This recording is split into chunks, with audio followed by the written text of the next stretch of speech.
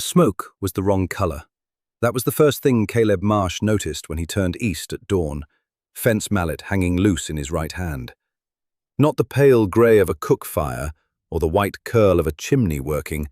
This was black and heavy, rolling up from the direction of the Henderson place 3 miles out, moving slow the way fires move when there is nothing left to stop them. He stood there and looked at it. The roan mare in the corral behind him shifted her weight. A dry wind came off the flats and brought nothing with it. No smell of smoke, no sound, just heat arriving early. The sky above the Dragoon Mountains was copper and flat and going nowhere. Caleb turned back to the fence rail. The Henderson place was 3 miles away. He had 1 horse sound enough to push hard and 2 that weren't, a water tank that needed checking before the day got mean, and 40 head of cattle spread across grazing land so dry it was starting to look like the bed of something that used to be a river. The Hendersons were good people. Were. Whatever that smoke meant, the verb had already changed. He knew this country, knew what it asked of a man, and what it took when a man forgot the difference between courage and stupidity. He had made that mistake once, 2 winters back, spending 3 days convincing himself that Clara's fever would break on its own, because riding to town for the doctor would mean admitting he couldn't cover the credit. By the time he saddled up, the fever had already made its decision without him. So he looked at the smoke one more time, noted it, filed it away in the part of his mind where he kept things that were true and terrible and outside his reach. Then he set the mallet against the post and reached for another nail. That was when Darrow's voice came back to him, the way it had been doing all week. 2 days ago. Darrow pulling up to the gate on that overfed grey quarter horse, he rode like a man trying to prove something, boots still white with trail dust. The particular look on his face that meant he had information he was going to use like a weapon. He'd said a band had slipped the San Carlos boundary. Chiricahua, he thought, maybe White Mountain. Took 2 horses from the Reyes place down near the creek. 2 horses and something else that Darrow wouldn't name directly, but let hang in the air between them. You hear me, Marsh? 2 horses. Caleb had said nothing. That was his mistake with Darrow. Silence read to the man as invitation. Next time it won't be horses. Darrow had looked over the fence at the ranch house like he was calculating its square footage. Man out here alone. No neighbors close enough to hear a shot. You think about that. Caleb had thought about it. He'd thought about it the same way he thought about the smoke, the same way he thought about a lot of things on this land. He filed it away. He went back to work. There are stories told out here in the Arizona territory that don't get written down anywhere. Stories passed from one person to another, around fires and at water stops, and in the low voices people use when they're saying something they want remembered. If you're the kind of person who stays for those stories, who leans in when the voice drops, this is one of them. Stay close. Turn on the bell so you don't miss the next one. He had the water trough half cleared of sediment when he saw her. She was at the far gate, not moving toward it, not calling out, just standing with both hands wrapped around the top rail, like the fence was the only thing left with an opinion about her staying upright. He went still when he saw her. His body went through its calculations fast. Apache girl, 14 or 15 years, barefoot, dress torn at the left shoulder, the particular look of someone who had been walking for a long time through country that did not care whether she made it. He watched her for a full minute before he moved. She watched him the whole time he was walking toward her. Not the way frightened people watch, head down, tracking from below. Straight on. She was looking at him the way you look at a door when you're deciding whether to knock. Not wondering if you should, past that. Just deciding when. He stopped about 10 feet from the gate. She did not speak. She did not move. She just waited with something that was not patience exactly, more like a person who has used up all their urgency on getting here and has nothing left for what comes after. He went and got the water first. He brought it in a tin cup, not the bucket, because the bucket felt like something you brought to an animal. She drank the whole cup without stopping and without looking away from him. He went back and filled it again. She drank that, too. Then he went inside and cut 2 pieces of cornbread from the pan on the stove, wrapped them in a square of cloth, and came back out. He did not hand it to her directly. Some instinct he could not have explained to anyone told him that mattered. So he set the cloth on the top rail of the fence between them and stepped back. She reached out and took it. They did not speak.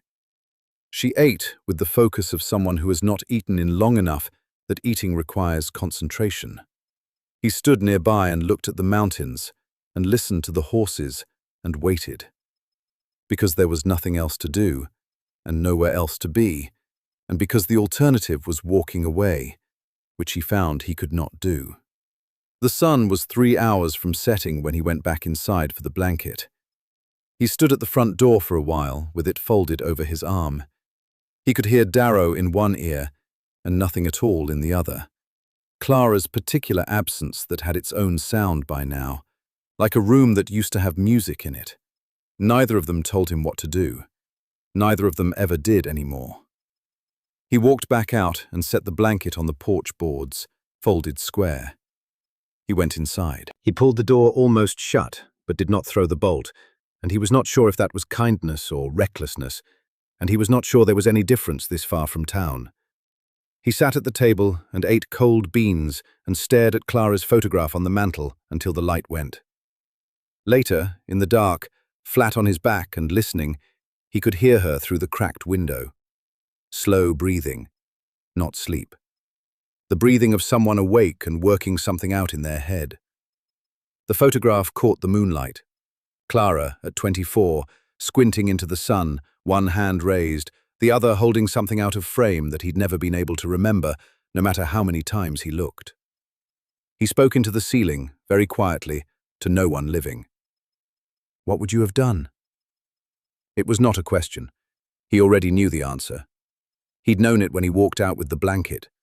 Clara would have brought the girl inside, fed her hot food, asked her name 3 times with increasing gentleness until she got it. Clara would have made it easy. He had made it the best he could, which was not the same thing. He closed his eyes. Outside, the breathing continued, slow and steady, the breathing of someone awake and watching. Something in the way she had waited at the gate stayed with him, the stillness of it, the certainty. By morning, he would begin to understand why. She was still there.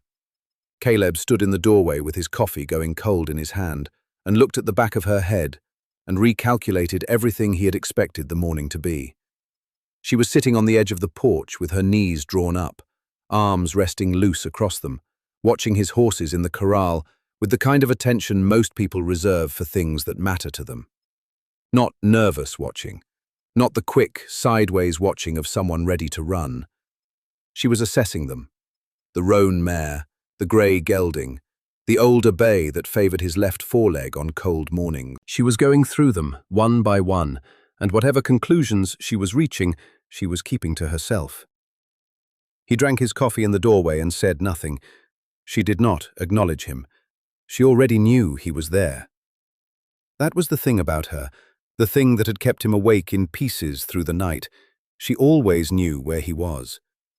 Not in a way he could point to, no turning of the head, no shift of the shoulders.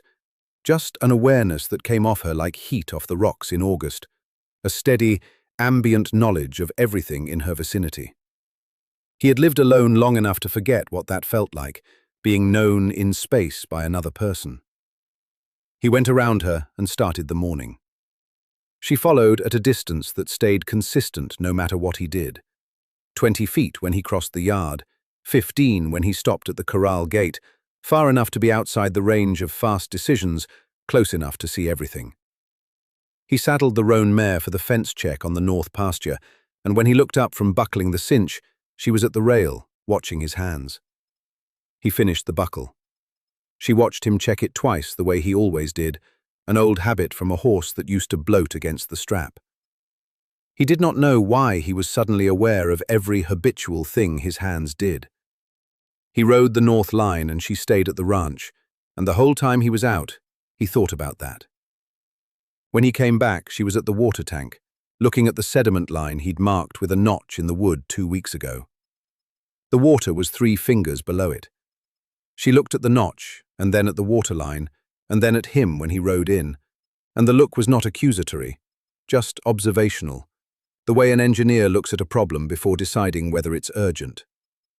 He put the mare up and ate breakfast standing at the kitchen counter with the door open, looking out at the yard. He could not quite sit at the table with her on the porch. He did not examine that too closely. The photograph was the thing that changed the texture of the day. He was carrying a bucket of grain to the corral around mid-morning when he glanced at the house and saw her. She was at the front door, standing on the threshold, not crossing it, just standing in that exact line between inside and outside where she seemed to live. She was looking at the mantel, at Clara's photograph. He stopped walking. She did not touch anything, did not step inside. She just looked at it for a long time with that same focused attention she gave the horses and the water tank and his hands on the cinch strap. Then she stepped back and sat down on the porch boards and said nothing, and he waited another minute before he trusted himself to walk past her into the house. He put the grain down and checked that the photograph was where it always was. It was. Of course it was. An hour later, he was carrying feed past the porch and she said something.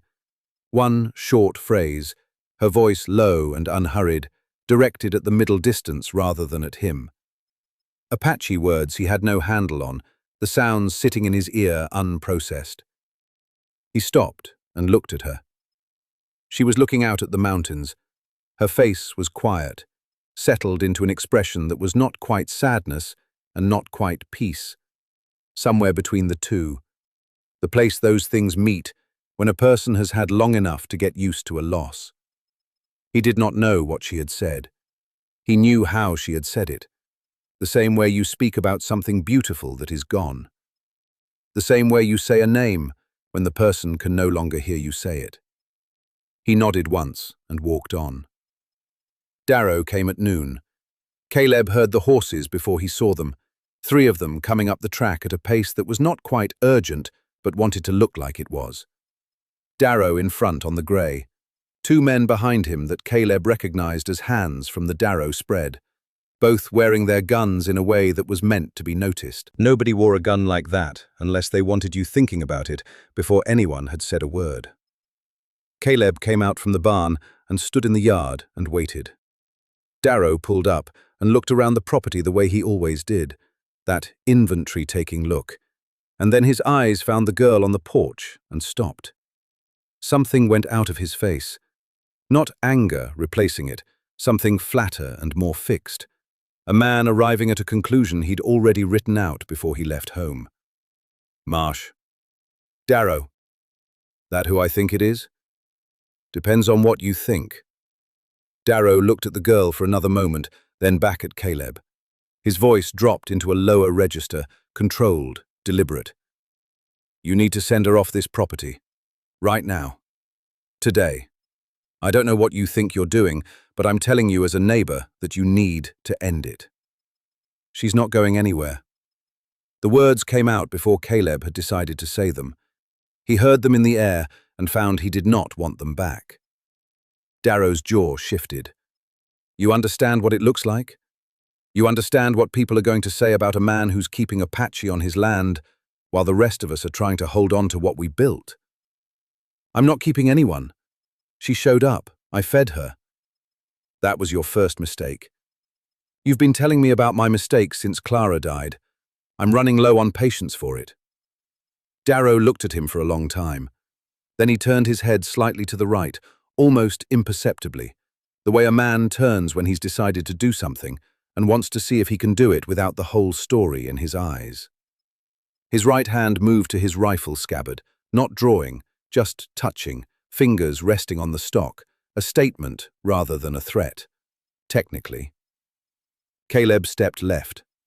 1 step. Putting himself between Darrow's line of sight and the porch. It was not heroic. He was not built for heroic. It was just the next thing his body did, the way it saddled horses and checked cinch straps and got up in the dark to check fence lines. A simple movement, loaded with everything both of them understood. 3 seconds passed. A crow called somewhere south of the water tank. The grey horse stamped once. Darrow took his hand off the rifle. He looked at Caleb with something that was not quite hatred. Because hatred requires a kind of ongoing attention Darrow was too practical to sustain. More like a final accounting, a man closing a ledger. He spat to the side, reined the grey around hard, and rode out without another word. Caleb watched them go and thought about the Henderson smoke. 3 miles east yesterday morning, the wrong colour. Darrow hadn't mentioned it. That meant Darrow already knew what it was, or didn't care, and Caleb was not sure which was worse. His 2 men followed without looking back. Caleb stood in the yard until the sound of them was gone. Then he stood there a little longer. When he turned around, the girl was watching him from the porch with an expression he had never seen on her before. The same evaluating look she gave everything, but with something added to it, something that sat in the back of it that he could not read. He went back to work. That evening he was sitting on the porch watching the dragoons turn purple in the last light when she came out and sat nearby. Closer than before, maybe 4 feet away. He had a habit of talking to the mountains at this hour. Clara had humoured it. The mountains had not, but they were consistent at least. He said nothing. She said nothing.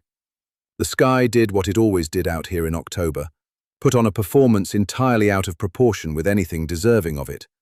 Orange going to red, going to a dark blue so deep it looked solid. Then, into the air between them, not at him. Nizhoni. He turned the word over in his head. Let it land. Nizhoni, he repeated, taking his time with it, not mangling it. She looked at him briefly. Just a look, just the quick confirmation that he'd said it right. Then she looked back at the mountains. She nodded once, a small nod, the kind that means, you can keep that. He kept it. He went to bed early and lay there listening to the dark. And around midnight, when sleep still hadn't shown up, he pulled on his boots and went out to check the south fence line, which didn't need checking, but gave his body something to do with itself. He found them at the base of the ridge. Boot prints, small, bare, pressed into the soft earth at the spot where the soil went fine and pale just before the rocks started. Old prints, filled in at the edges by a day or two of wind, settling the dust back down. He crouched with his lantern held close to the ground and looked at them. Not one set, several. Back and forth along a 30-foot stretch, the kind of pattern a person makes when they are standing somewhere for a long time, looking at something far away. Looking down at the ranch. He stayed crouched for a while. The lantern threw yellow light across the ground, and the prints held their shape in it, small and deliberate, and old enough to mean that she had been on this ridge the day before she appeared at his gate. Maybe 2 days before. She had not stumbled out of the desert, she had watched him. Watched the horses, the water routine, the way he moved across his own property. Watched him talk to the roan mare and dust Clara's photograph, and eat standing up with the door open. Watched him long enough to make a decision. And then she had walked down to the gate and held onto it and waited. He stood up slowly, turned and looked at the ranch house, dark and square in the moonlight, the porch where she was sleeping. She had chosen this place. She had chosen him, specifically, for reasons she had not shared and he had not earned yet. He walked back toward the house, and the desert gave him the sound of a rider. Distant, south of the road, moving fast, the sound of someone with somewhere to be before light. He stopped and listened until the sound went under the wind. He did not know who was riding at that hour. He noted it, the way you note a cloud formation before a day you need to get through. He went inside. He lay down. He did not sleep well, but that was nothing new. What was new was the name he was turning over in his mind as he lay there, the shape of it in his mouth, the way she had said it into the dark, like an offering, like a thing she had decided he had earned. Outside, the desert held its breath the way it always did before something changed. What he had set in motion was already past the point of undoing. He just did not know it yet. He just did not know it yet. The morning came in ordinary. That was the thing Caleb would remember later, when he had the distance to remember anything about it clearly. How ordinary it was. How the light sat low and gold across the yard, the way it always did in October, that particular slant that made the dust motes look deliberate. How the air smelled of sage and dry rock, and the faint alkaline edge that meant the heat would be serious by midday. How the roan mare was doing the thing she did in the mornings, walking the corral fence in a slow circuit, one ear forward and one back, working out her opinion of the day. He was back at the same fence section he'd started on 3 mornings ago, the one he'd never finished because she had appeared at the gate. He'd picked up the mallet and the nails and found the place where he'd left off, and there was something almost funny about that, if you were in the right frame of mind, which he was not. But he recognized the shape of it. Nizhoni was on the porch, eating the dried venison he'd left on the rail for her. He could hear the quiet of her from 30 feet away, that distinct quality of stillness she carried that was different from the stillness of an empty porch. He had learned to hear the difference. He set the nail and raised the mallet. That was when he felt it. Not heard, felt. A low vibration coming up through the packed earth and into the soles of his boots, rhythmic and deep. The kind of thing your body registers before your mind catches up to what it means. He stopped with the mallet raised and stood very still. Then he turned. The ridge above the ranch was full of horses. His mind did not accept it immediately. That was the first thing, the strange processing delay, the brain insisting for 2 full seconds that what he was seeing was something explainable, a trick of morning light on the rock faces, cattle bunched on the crest. But cattle do not sit that still, and the light was not playing tricks. They were riders. Stretched across the entire ridgeline from the east spur to the western drop, packed so dense in some places that the silhouettes merged. He could not count them. He could not get his mind to do the work of counting. There were too many to count in the way there are too many stars. Every one of them was motionless. Every one of them was watching him. His hand moved to the rifle on the fence post before his mind sent the instruction. He got his fingers around the stock and then stopped there. Not drawing, not setting it down, just stopped. Because some part of him was doing a calculation that the rest of him did not want to hear the answer to. He looked at the ridgeline, and he looked at the distance from the fence to the house, and he looked at the rifle in his hand, and the calculation came back the same way every time he ran it. There was nothing this rifle was going to settle. He turned and looked at Nizhoni. She was already standing, already looking at the ridge. She had been standing since before he turned, he realized, which meant she had known they were there before he felt them, which meant she had been waiting for this in some quiet corner of herself since the moment she walked down to his gate 3 days ago. She did not look afraid.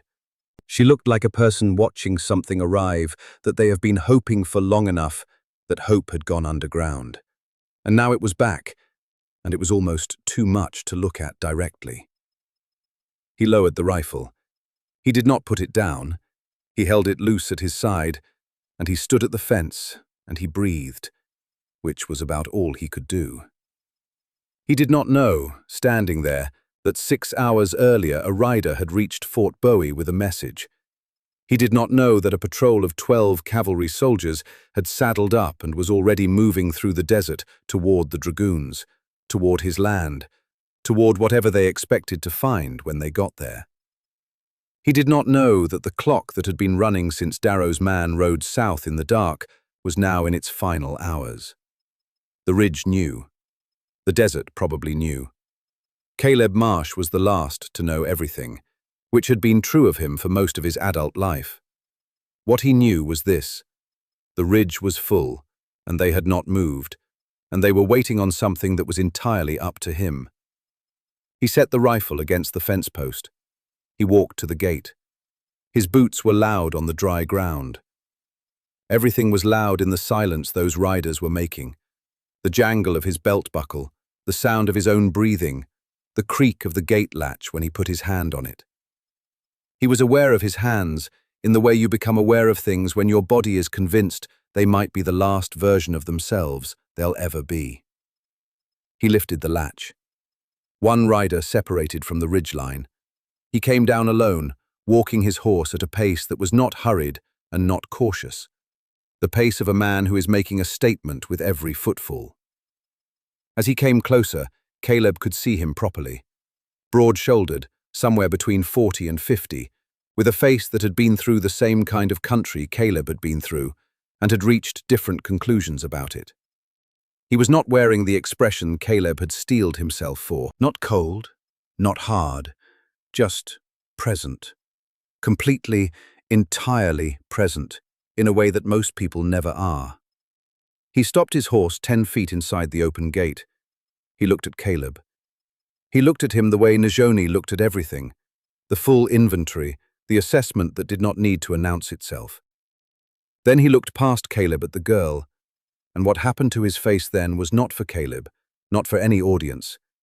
It was private, in the way that only moments of profound relief are private, the face a person makes when they have been carrying a weight so long they stopped noticing it. And now they have set it down, and their whole body is realizing what it means to stand straight. Caleb looked at the mountains. Some things were not his to witness. After a moment the man spoke, Apache words, directed at Nizhoni, his voice low and even. She answered, 2 sentences. He spoke again. Back and forth they went, and Caleb stood at the edge of it and understood none of it, and did not need to, because the shape of it was clear enough, the shape of a search ending, of a debt being counted and found payable. Then the man looked at Caleb and spoke in Spanish. Not much, a few words, a question. Nizhoni moved to stand beside Caleb, not behind him, beside him. "He is my mother's brother," she said. Her English was careful and precise, each word placed with the deliberateness of someone who learned it as a tool and has no patience for its waste. "He has looked for me since the raid, 53 days. Caleb looked at the man. The man was watching him with the same patient wait. "Tell him I'm glad he found her." She translated. The man's expression did not change, but something in the quality of his attention did. A slight settling, like a door coming fully into its frame. Then he asked a question. One word, the way important questions often are. "Why?" Nizhoni said, translating. The ridge above them did not move. The whole morning held itself in its hands and waited. Caleb looked at this man who had crossed 53 days of dangerous country searching for one girl, and he thought about the answer, because the man deserved the real one and not the easy one. "She was hungry," Caleb said. "I had food. That's all there is to it." Nizhoni was quiet for a moment before she translated, and he had the sense she was finding the right words for it, not just the literal ones. The man listened. He was still for a long time after she finished, looking at Caleb with an expression that was doing several things at once that Caleb could not fully separate. Then he spoke to Nizhoni. He spoke to her for a long time, several minutes. His voice stayed low and even throughout, and about halfway through it, Caleb heard it change, not break, that was not the right word, but open, the way a door opens when someone on the other side finally stops leaning against it. He kept his eyes on the mountains. He heard Nizhoni make one small sound, the sound of someone receiving something they had not let themselves expect. When the man finished, the silence was different from all the silences before it. Caleb turned back to them. Nizhoni's face was wet. Silent, completely still, the tears moving down without any other indication that she was crying. The kind of crying that has had a lot of practice being invisible. She looked at Caleb. "He says my mother chose well." Caleb stood there with those words. His first thought was that he did not understand, that the translation had lost something. Then the meaning assembled itself properly, piece by piece, and he felt the specific weight of it settle into him. Not her mother choosing him, her mother raising a daughter who could stand at the edge of a dangerous world and read the truth of a stranger before she took a single step toward him. Her mother, who was gone, had made something precise and clear-eyed, and it had walked into his ranch yard and decided he was worth the risk. He did not have any words for that. He was not sure there were words for that in any language. Takoda spoke again. Nizhoni translated. "His name is Takoda," she added, and the way she said it carried the particular weight of a name that has been missed. "He offers 3 horses." Caleb shook his head. "Tell him no." She translated. Takoda's eyes did not change. He waited. "Tell him I just want her to be safe. That's all I want from any of this." She translated that too. Takoda looked at Caleb for a long moment after she finished, the look of a man recalibrating a thing he thought he'd already measured. Then, in English, clean and deliberate, and clearly held in reserve for exactly this moment, he said, "She already told me." Caleb did not have anything to say to that either. Takoda turned his horse. He rode back through the open gate and up the ridge, and what happened next was something Caleb would try to describe twice in his life, and fail both times. The ridgeline, which had been solid with riders since the moment he turned from his fence post, began to empty. Not in a rush, in a dissolution, like the way a flock of birds lifts from a field, purposeful and coordinated, individual and collective at the same time. Within 10 minutes the ridge was bare rock and dry grass and the pale morning sky, and nothing else. The dust they left behind drifted south on the wind. The grey horse was tied to the corral post. He had not seen anyone bring it down. It was there the way the morning was there, a fact that had arrived without asking permission. Caleb stood at the open gate for a long time. Nizhoni stood beside him, until she didn't. Until he became aware of her absence and turned to find her at the porch, gathering the small things she had accumulated in 3 days, which were not many. She paused on the steps. She looked back at him. Once, when he said something to the roan mare about the cinch being stiff, she turned her head slightly. Not at the horse, at the word. He thought of what she had said, looking at Clara's photograph, the tone of it, what he'd understood without understanding the words. He thought it might be something like that. Something like, this was good. Then she walked, not toward the desert she'd come out of, south, along the base of the ridge, where the terrain folded into shadow and someone was waiting with horses, and within 2 minutes she was gone the same way the riders were gone, as if the land simply absorbed her back. Caleb closed the gate. He went back to the fence post and picked up the mallet and looked at it for a while. Then he set it down. He did not feel like mending fences right now. The cavalry came 6 hours later. 12 men, a lieutenant named Carr, who had the look of someone who'd been given a job he wasn't sure was necessary and was annoyed about the ride. He sat his horse at the gate and looked at the empty ranch and the empty ridge and the empty yard, and then at Caleb. "We received a report," Carr said. "Hostile activity near this location." "It's been quiet," Caleb said. He looked at the 4 horses in the corral. 3 were his. One was a deep-chested grey he had never seen before, fine-boned and sure-footed, and worth considerably more than anything else on the property. "Where'd that horse come from?" "Gift," Caleb said. The lieutenant looked at him a long time, in the way officers in the field develop, the look that is deciding whether something is worth the paperwork. He looked at the ridge. He looked at the horse. He looked at Caleb. "Gift from who?" Caleb considered the question with the seriousness it deserved. "Neighbor," he said. Carr rode away before the light changed. The winter came and did not kill him. The water held. He worked a trade on 2 steers that he could not explain to the men in town. Intermediaries he never met, the transactions arriving and resolving through channels so indirect they might have been coincidence if he were the kind of man who believed in coincidence. He was not. He knew what they were. He did not speak of them. In April, when the desert was doing its brief and extravagant green, he found the piece of leather on the gatepost. It was about the size of his hand, worked soft, with a pattern burned into it that he did not know how to read. Geometric, precise, carrying the weight of something intentional. He brought it inside. He looked around the room for a moment. Then he set it on the mantel, to the left of Clara's photograph. He stood back and looked at both of them.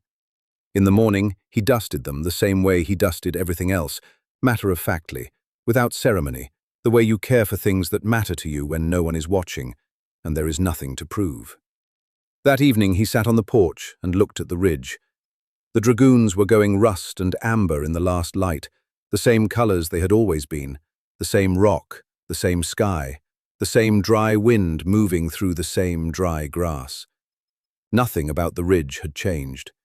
It was exactly what it had always been. But Caleb looked at it differently now.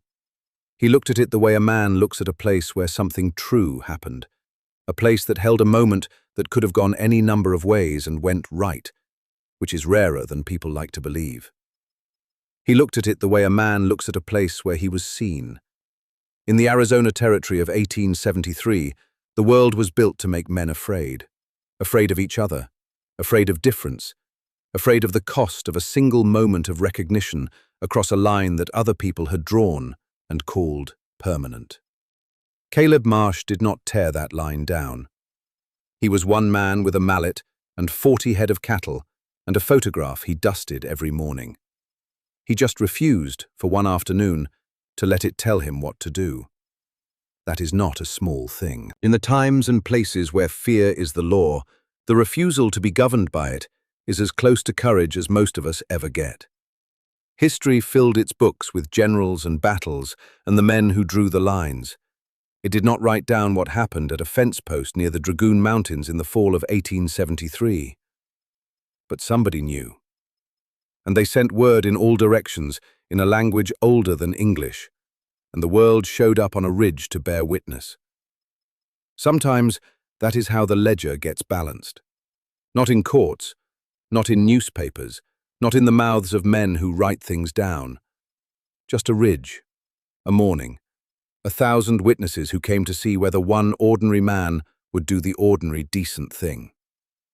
He did. This story stayed with me longer than most, and I think you might know why. If it reached you somewhere real, leave a comment and tell me the moment that hit you hardest. I read more of them than you'd think. If this is the kind of story you want to find on a Sunday morning or a long night, the subscribe button and the bell are right there, and they cost nothing. Take care of yourselves. There's another story coming.